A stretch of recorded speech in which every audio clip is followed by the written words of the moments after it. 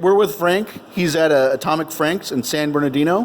What's your phone number? 909 909 205 205 2090. 2090. And I just saw this. They're actually coming in here and they're putting I don't want to say a fitting. It's a pressed. It's a CNC milled. Yeah, it's a precision ring that it's a cylinder support system basically. So what it does is they machine this out. They press in it's kind of like a permanent block guard, but it's not really like a block guard because it's more precise. Okay. And then after that they deck it. So what it does is a lot of times with Hondas, a lot of higher horsepower Hondas, say you make over 350, 400 horsepower, is they start cracking at the top. So what they do is this keeps it from flexing. This keeps it from flexing and breaking on top. Because the top end is the weakest part. Well, that's one of the weakest parts. Yeah. Okay. So the next thing is done to this is it has scat rods and it has Aries pistons in it, and so basically everything's been blueprinted already for the customer. Does this restrict the water flow? It doesn't. No. Not at all. No. It doesn't.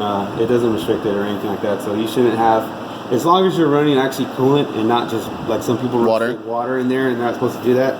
So as long as they actually run straight coolant and stuff, it all depends on the tune also. That like this guy is going to be on E85 when he gets tuned. It should keep the temperatures down and he shouldn't have any problems with heating up or anything like that. Now is this a Preston sleeve? No, it's a stock sleeve. This is a stock sleeve. Yeah. So basically, when these motors get built like this, they're rated to about 700 horsepower, even though they have stock sleeves. Do you have to use a special head gasket?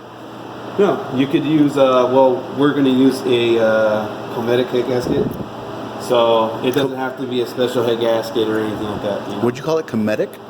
Cometic. Yeah. Different pistons. Aries pistons. We got these right here.